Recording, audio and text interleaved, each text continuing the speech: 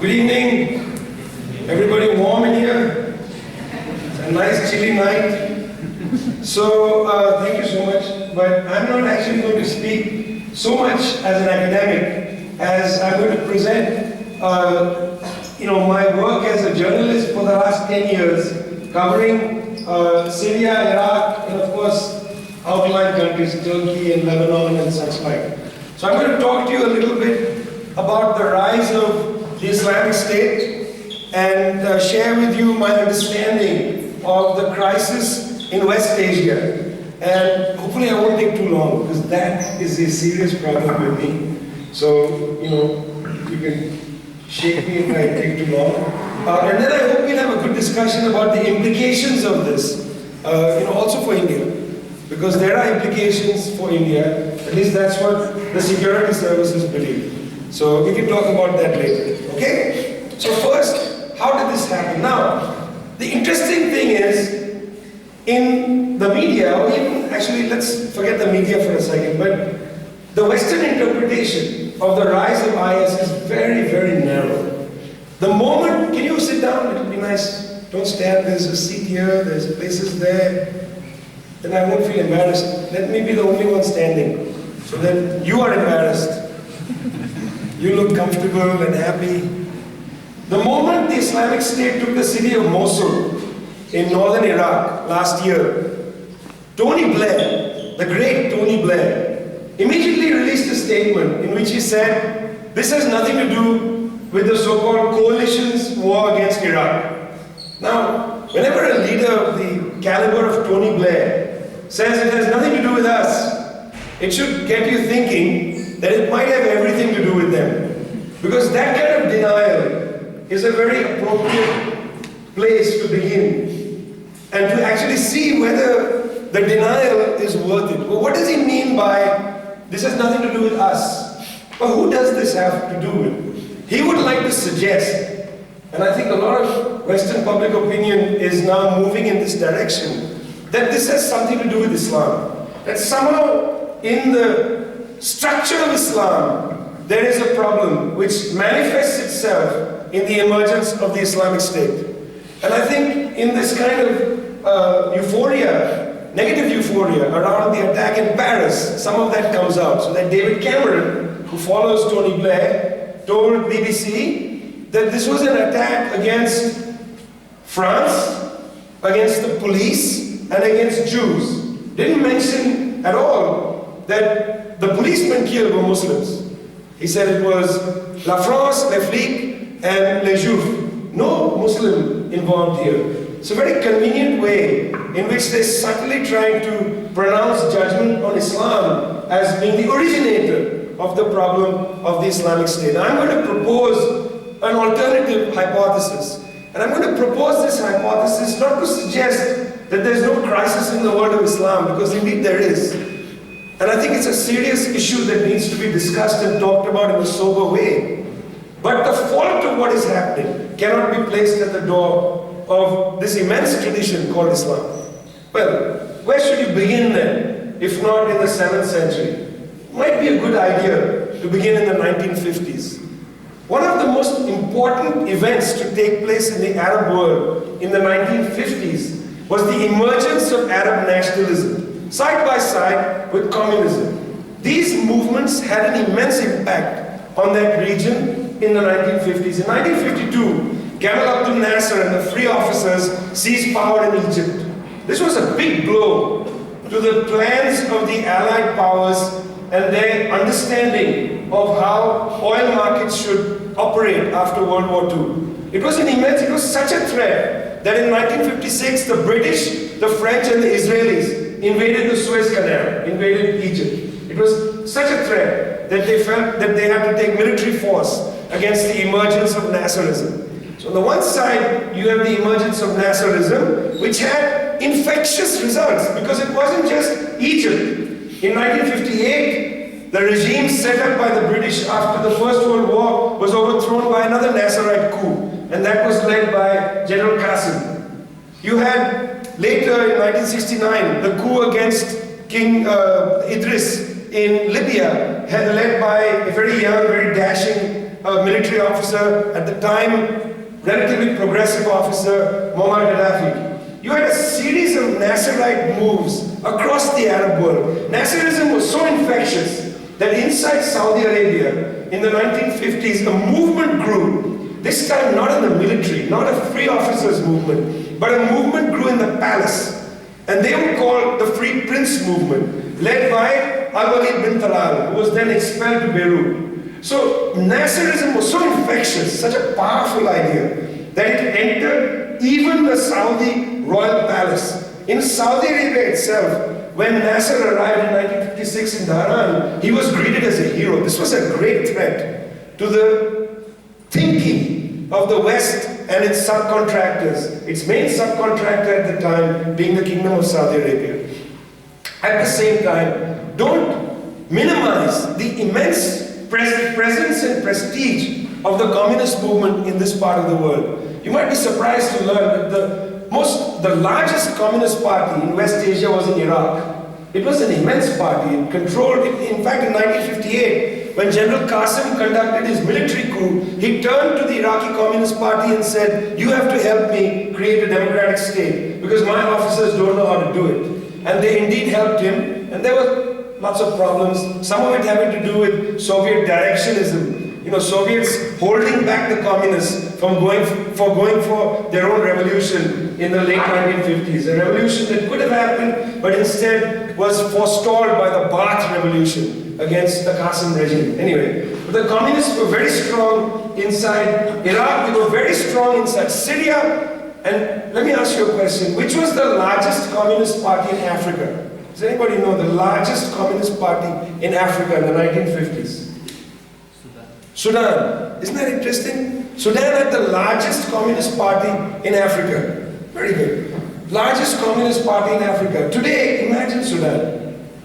You know, there are barely any communists left alive in Sudan. So, in the 1950s, Nasserism and the left were on the advantage, were on the rise in the Arab lands. In the palace of the King of Saudi Arabia, a series of very important conversations took place. One of which led to the creation of an organization called the World Muslim League, which was an interesting organization because its entire use was to attack ideologically both Nasserism and communism, and to spread a certain kind of Islamic ideology around not only the region, but because they were against communism as well, into Chechnya, Dagestan, that is in the Caucasus region, and into Soviet Central Asia, including Tajikistan and especially Uzbekistan. It's very interesting, when I was looking at the materials of the World Muslim League, and I saw the maps of where they entered in the 1960s, each one of those places is today a hotbed of jihadism.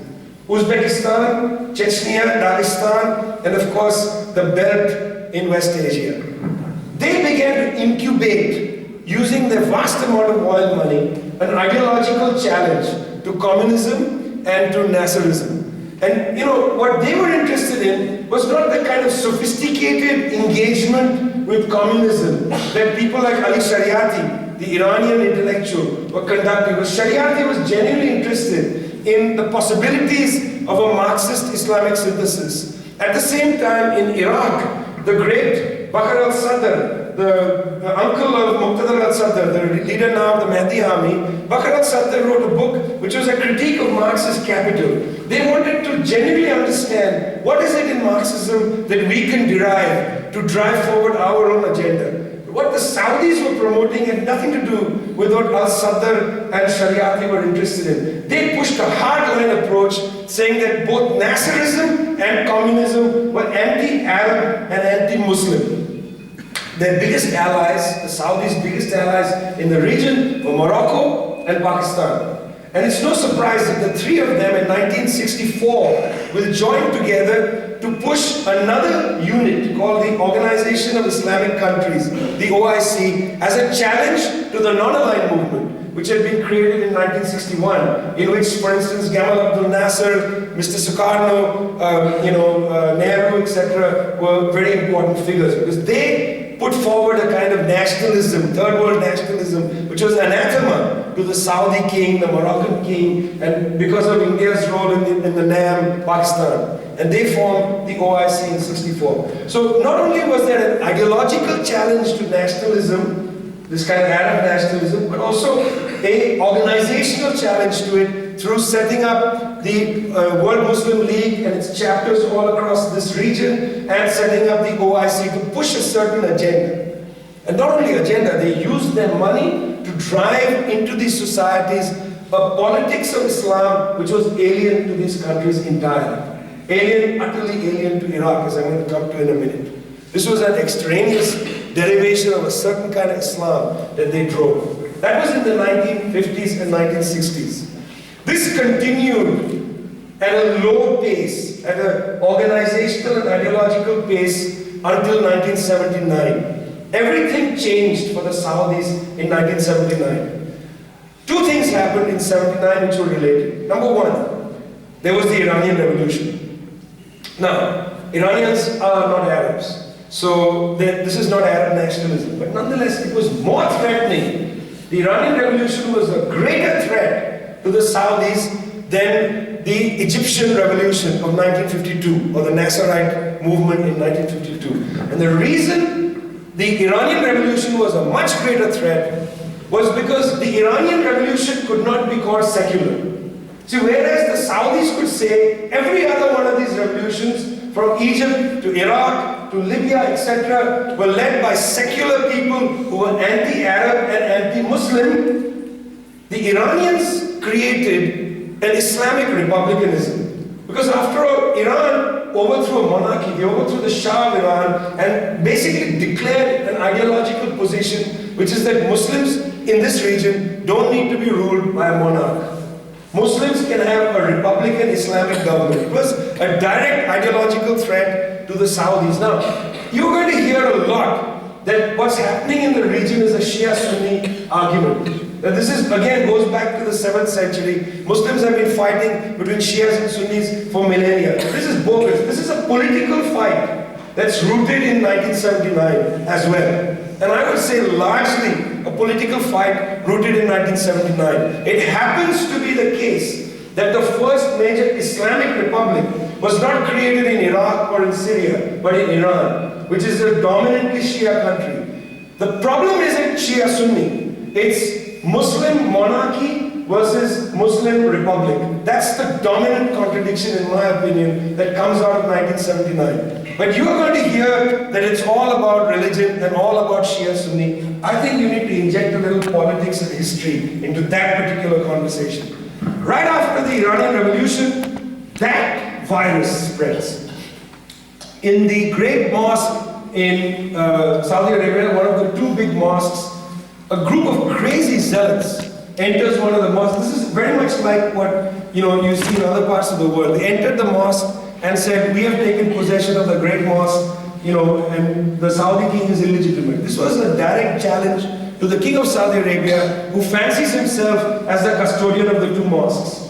So that the custodian of the two mosques has just lost control over one mosque is a direct challenge to his legitimacy. Well, in Saudi Arabia, they don't play around. They just sent in the military and killed them all. There was no fooling around. They didn't wait 5 minutes. Meanwhile, in eastern Saudi Arabia, which is where the oil workers toil, again, largely a Shia population, there was an uprising against the regime. In Kafir, they had to be crushed. They were cut down. And you begin to hear this intensely sectarian rhetoric develop, about the unbelievers, the rejectors, the Rafidas, etc. Horrible, nasty rhetoric against the Shia comes out of the palace. I'm going to come back to that later. So that 1979 revolution, which is an ideological challenge to the Saudi legitimacy, and secondly, this ferment inside Saudi Arabia was very scary. By the way, how many of you know that in Pakistan, as a consequence of the Iranian Revolution, there was a takeover of the American embassy? In Islamabad, there was a takeover. It's very rarely talked about. But the infection of the Iranian Revolution was quite wide. It was quite dramatic. At any rate, The Saudi government, fortunately for them, had an event take place in Afghanistan that provided them a little bit of an answer to their dilemma. The Soviets entered Afghanistan in 1979. Well, we can talk about why they did. May not have been the best idea, maybe they had no choice. We can go back into who was funding Ahmad Shah Massoud and Gulbuddin Hekmatyar, these great paragons of freedom. You know, Gulbuddin Hekmatyar, who was funded by the Americans for 15 years, made his name in Kabul University. What he used to do apparently was anytime a young woman would walk into the university without her hair covered, he would do what people do here, it seems, throw acid on their faces. And of course, after that, 15, 20 years, the Americans financed him as a paragon of freedom. Ahmad Shah Massoud was his comrade in arms in the Jamaat-e-Islami in Kabul University's engineering faculty. He was given the Legion d'Honneur prize by the French Parliament. He was honored by the European Parliament as a great paragon of freedom. These are nasty people that had been funded by the West right when the People's Democratic Republic of Afghanistan was created in 78, blah, blah, blah. Forget all that. The Soviets entered Afghanistan. Now the Saudis have the best game in town because they can export all their crazies to go to Peshawar and ruin that fine city, and thanks to Zia-ul-Haq, enter southern Afghanistan, set up their little camps, and among them a few years later goes that son of the main engineer of Saudi Arabia, Osama bin Laden. He is brought there by a Palestinian, Abdullah Azam, very interesting preacher, again, part of the Muslim Brotherhood group that were expelled from Egypt, expelled from Israel-occupied Palestine into Saudi Arabia, and many of them start funneling their students to Afghanistan, among whom was Syed Qutb's brother, who was a professor in Saudi Arabia, also funneling his more radical students off to fight in Afghanistan. You have a new development now. Not only were the Saudis producing a kind of ideological incubation of their ideology in Chechnya, Dagestan, Iraq, etc., but now they had the opportunity to export their chaps and to recruit their people from all across the region to go fight in Afghanistan. And there you get the beginning of the so-called Afghan Arabs, the people who are going to come back home, after 9/11. So this is what happens right after 1979. Things were bad then, they of course are going to get much worse. What else do the Saudis do to contain the virus of Iran? They pay Saddam Hussein $1 billion a month to attack Iran in 1981. In August of 1981, Saddam Hussein comes to Saudi Arabia. He's promised $1 billion a month. I'll come back to that in a minute. And he invades Iran, and they fight for 8 years. A ridiculous, most ghastly war ever. Well, by the way, not that I'm pro-Iran, don't get that idea from me. I'm opposed to all theocracies, but the Iraqis, funded by the Americans, supplied by the Germans, threw mustard gas across, may not be the German government, but German companies, threw mustard gas at the Iranians. And one thing the Iranians say now when they negotiate with the Americans is, you keep accusing us of wanting weapons of mass destruction, but never once in 8 years did we retaliate with chemical or any other weapons against the Iraqis, even though we were victims of mustard gas used through that war. Waves of young Iranians were just pummeled by mustard gas, including Kurds in the city of Halabja, for instance, in 1987. Pummeled, the city was bombed with mustard gas, supplied by the West. Donald Rumsfeld goes twice, later Secretary of Defense, under that great freedom-loving President George W. Bush. He goes twice to meet Saddam Hussein to deliver essentially contracts for the components of a chemical weapons industry, which later they say they're going to destroy Iraq to eradicate. Hello. And we sit around in the world and we say, they are fighting for freedom. We are idiots, we are really idiots. We just forget that there's a historical narrative that's there in plain sight. And when the Americans returned in 2001, people go, well, Saddam's a bad guy. I know he's a bad guy. But this is ridiculous. He was their bad guy. So was Manuel Noriega in Panama. When in 1989 they went in and wiped out that country. These are all their bad guys. Are they cleaning up their mess or creating new ones? I'll come back to that as well. So, in 1988, the war ends between Iran and Iraq because it's a bloody stalemate. It's a ridiculous war. Saddam Hussein goes to the Saudis and says, listen, pals, you paid me for 11 months. You paid me $11 billion. We fought for 8 years. Where's the money? I need the money. Plus the Kuwaitis are drilling into my oil fields. He goes to see the American ambassador in Baghdad, April Glaspie, in the late summer of 1990, and says to April Glaspie, the Kuwaitis are jacking us. They haven't paid us for fighting the bloody Iranians. They're now screwing us, stealing our oil. The Saudis are playing with the oil prices. My country is going to hell. So we're going to do something about it. The American ambassador to Iraq, April Glaspie, said the following to him. She said to Saddam Hussein, the American government has no need to get involved in inter-Arab affairs. That idiot thinks this is a green light and he enters Kuwait. He enters Kuwait, he thinks it's a green light. The Americans said, we don't want to get involved here. He thinks that means go take your stuff. He enters Kuwait and they come in and they wallop him. I mean, it was the biggest demonstration effect.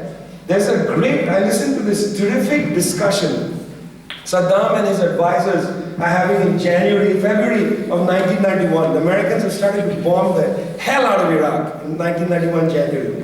And there's a tape. You know, Saddam, like many world leaders, taped himself all the time. So the Americans found the tape, and in Houston, Texas, there's a library where you can go and listen to these tapes. So I listened to this tape where Hamdani and others were talking to Saddam, and Hamdani was a very smart guy. They said, where are the Russians? Where are the Soviets? What are they doing? Well, in February 1991, the Soviets were on their knees. They were within months of collapsing. They thought the Soviets would come to the Security Council and say, stop the pummeling of Iraq, when nobody came for them. They were expecting somebody. That country was bombed to hell, and then the sanctions regime picks up. Now that sanctions regime was brutal. I want you to go on YouTube and watch a short clip where US Secretary, at the time, US Ambassador to the United Nations, the 1990s, her name is Madeleine Albright. Madeleine Albright is on a television show called 60 Minutes, and the presenter asks her, says, there's been a new UN report, and the new UN report has said that because of the sanctions, 500,000 Iraqi children have died. Now you'd expect her to say, well, we contest the report. We don't think the report is correct, the methodology was... She didn't say any of that. The presenter said, the UN report shows that 500,000 children have died in Iraq because of the sanctions. And she said, we think it was a price worth paying.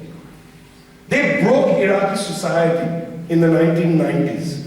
And then in 2001, they entered and destroyed the state. Because once they came back in 2003, on extremely false pretenses. We know from the torture report that Abu Sheikh al-Libi was tortured in an Egyptian prison, and he's subsequently told people that I just told them whatever they asked me. They said, did Al-Qaeda go and meet Saddam Hussein? Yes, Al-Qaeda went and met Saddam Hussein. He made up stuff. Whatever they told him to tell him while being waterboarded, he said. It is now clear that the entire reason for the war against Iraq in 2003 was completely made up. It was all lies. There was nothing to it. There was no connection to Al-Qaeda, and there was definitely no weapons of mass destruction left. There had been weapons of mass destruction during the 1980s used against Iran and against the Kurds, but none left by 2003. So what did the Americans do? They came in, they destroyed the Iraqi state. How did they do that? Firstly, they bombed the infrastructure. They bombed everything.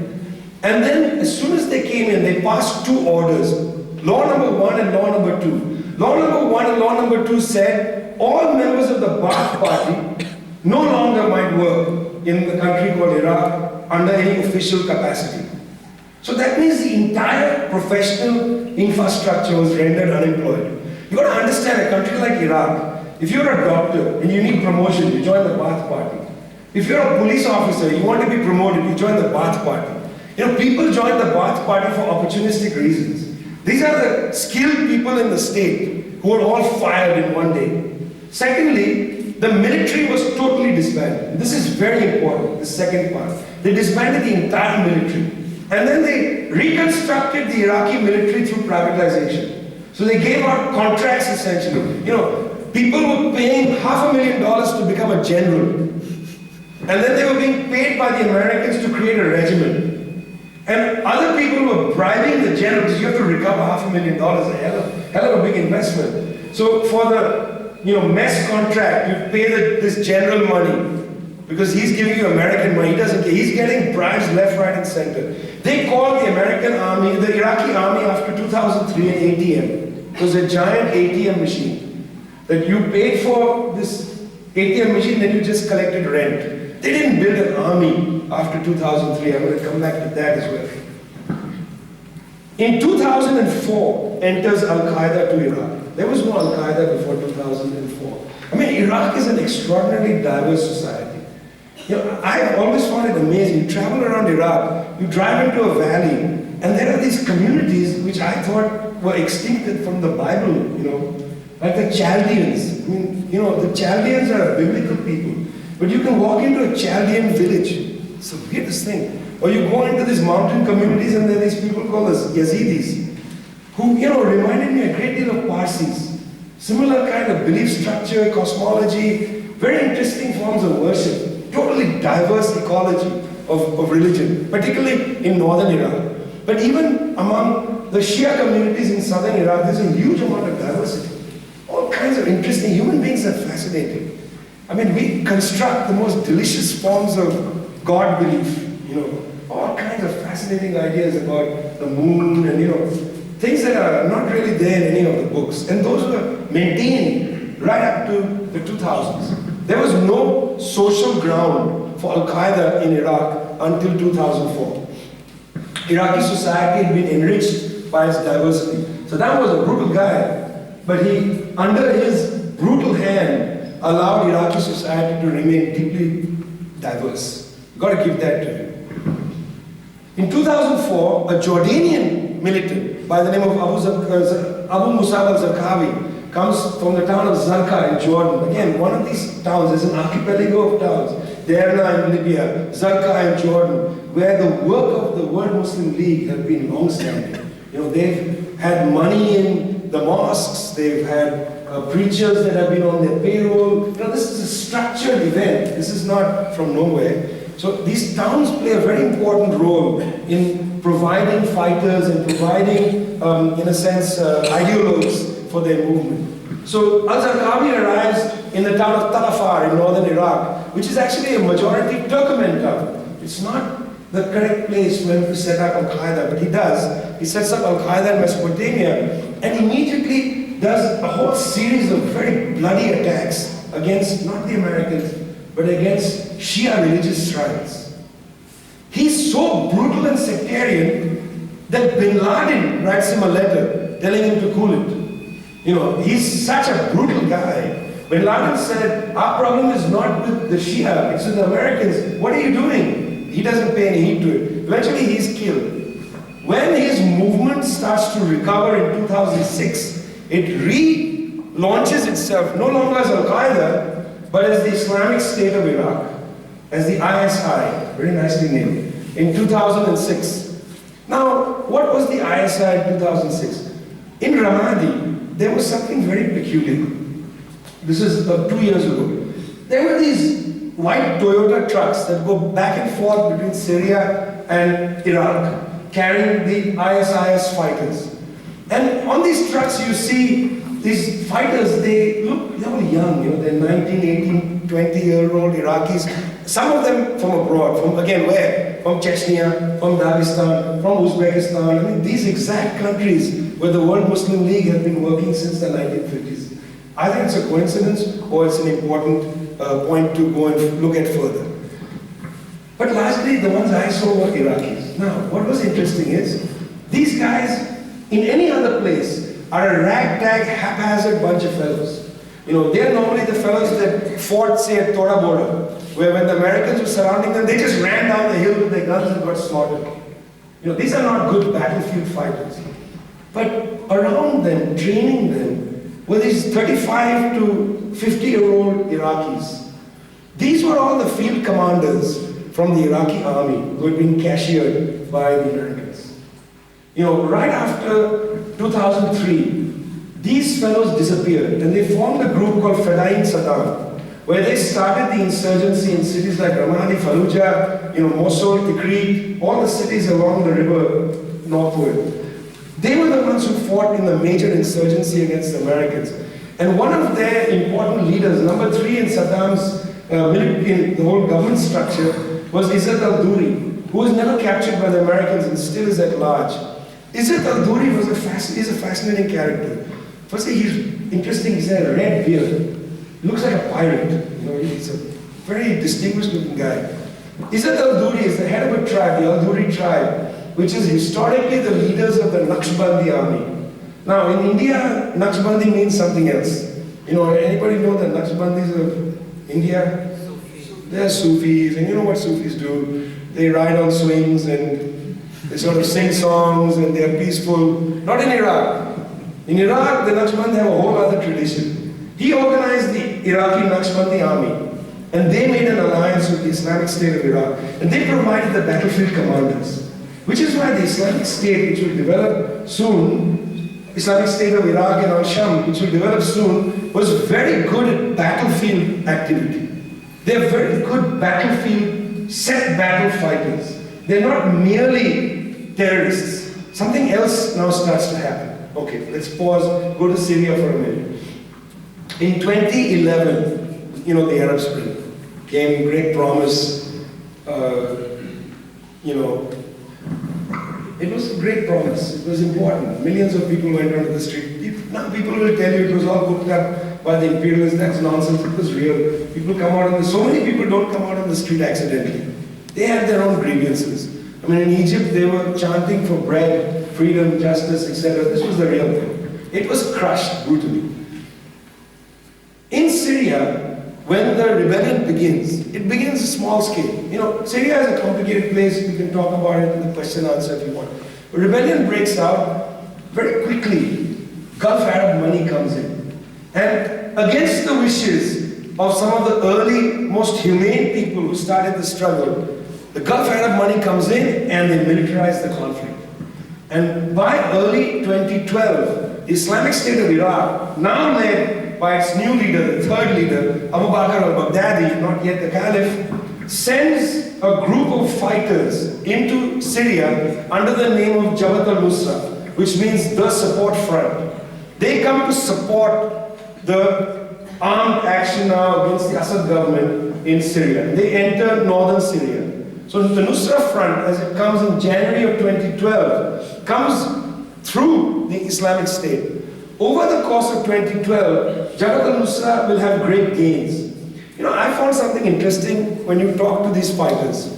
Nusra fighters will tell you that the Syrians are useless and the Free Syrian Army is useless. The only people they fear are Hezbollah, you know, from Lebanon. And the reason they say that is, both the Syrian army and the Free Syrian Army fight because, in a way, that they were trained in. They were trained by the East Germans. You know, what did they learn? They learned that you set up a battery of artillery and you just bomb your adversary from far away. And when the yelling ends, then you cautiously go. If somebody fires back, you come back and you bomb the hell out of them again. And when it ends, then you advance. They say the Hezbollah fellows, they don't do any of that. They just advance directly. They come, they cover themselves with dust and slither through the ground, and they enter into cities. They're like ghosts, scary. Nusra fighters are also like that, scary. Hezbollah people say, we fear only the Nusra fighters.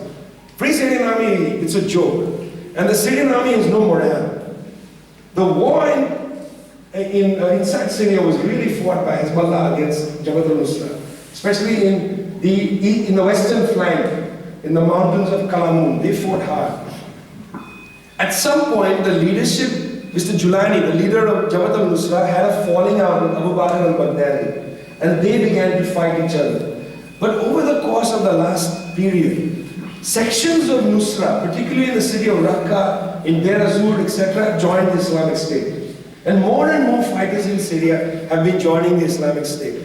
It was at that point that the leader of the Islamic State, Abu Bakr al-Baghdadi, changed its name from the Islamic State of Iraq to the Islamic State of Iraq and Al-Sham, meaning Greater Syria. And then, of course, eventually, they took the major city of Raqqa in 2013 in the summer, took Deir ez-Zor, where the oil is, in 2013 as well. Eventually, when they take Mosul, they take Ramadi, when they take Fallujah, he throws off the geographical limitation and calls it the Islamic State, Tawlat al-Islamiyya, and he crowns himself the Caliph of the Muslims. Now, is this a story that's rooted in Islam? Or is this a story that's much more rooted in the history of the region? I mean, is this going to be looked at now again as a problem of a religion? Or are we going to be honest with ourselves and look at it politically and historically? Which is indeed where, to my mind, the story makes the most sense. Because if this is rooted in Islam, why was there no Al-Qaeda-like force inside Iraq before 2003? Why was Iraqi society not welcoming at all to anything that came from the World Muslim League? Why did it happen after 2003? Why in Syria, another remarkable country, extremely diverse country, where these currents were simply not available? I mean, when the father of the current president of Syria, Mr. Assad, his father Hafiz al-Assad, went after the Islamist opposition in the 1980s, brutally, in the city of Hama in 1982, he didn't go after Al-Qaeda, he went after the Muslim Brotherhood. It's a different current completely. There was no Al-Qaeda in the region, no Wahhabi influence at all in Syria. This is all after 2003. So if you look at it carefully, if you're honest with yourself, this has much more to do with a terrible series of events that take place in the 1950s. Imagine for a minute in the Arab world, in the 1950s, if that dynamic had been allowed to play out. If Nasserism had eventually been able to create a republic in the Arabian Peninsula. Imagine what kind of Arab world there would be today. Imagine, we wouldn't be looking at something necessarily like the Islamic State. We might be looking at a region that more approximately looks like Latin America. Imagine in 1961-62, in Yemen, there was a Marxist government. The Marxist regime, People's Democratic Republic of Yemen in South Yemen, was there from 1962 to the 1990s. Imagine if that government had been able to exist and expand its reach. Imagine if the rebellion in Dhofar, in the Emirates side or in Oman, very powerful labor movement in the 1960s, if that had been able to grow in the region. Imagine if the workers of Kuwait, who had been arrested in the 1960s, had been able to overthrow another barbarous monarchy.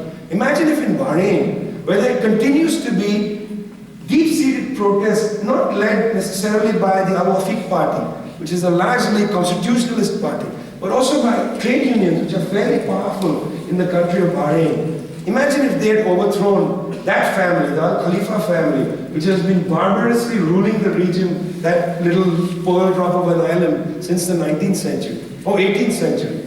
I mean, we talk about Mubarak grotesquely ruling for 29 years. What about the Saudi family? I'm going to end with a little thing, and then I hope you'll have some good questions. Little thing. Yesterday, the forces of freedom gathered in Paris.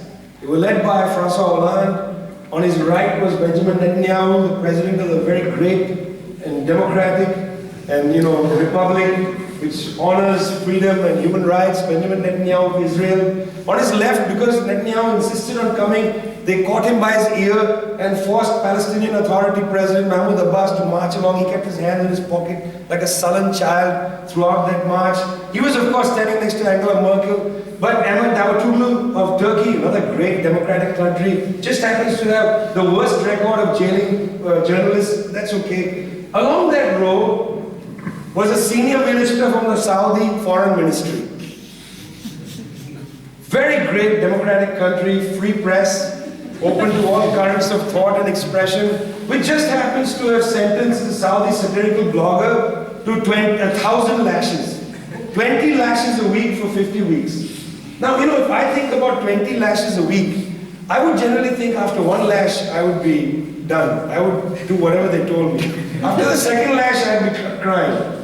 Maybe I could tolerate 1 week's lashes. Then I have welts on my body. And then I go back a week later for the welts to be opened up again by another 20 lashes. This is going to last for 50 weeks. That means for almost an entire year, Mr. Badawi is going to be lashed 20 times per week in that great bastion and paragon of freedom of expression, which stood in the front row marching because they also believe, Je suis Charlie Hebdo. Je suis Charlie Hebdo, but screw Ria Badawi. Because he, after all, is not, a human being. This is the world we live in. This is the world we live in. and the media is totally incapable of telling us the truth about this world. This is the world we live in. You're welcome to believe whatever prejudices you want and interpret the Islamic State in the most foully Islamophobic way. You're welcome to that. I'm afraid it doesn't help you or anybody else to take that interpretation. Because if you're truly, as I am, committed to the destruction of the forces such as the Islamic State, you have to understand what produced them. Because what certainly is not going to get rid of them are the very people that produce them. The West is used to making messes, and every time it tries to clean up its mess, it makes another one. If you're willing to go in that direction, that's up to you. It's not for me. Thanks a lot.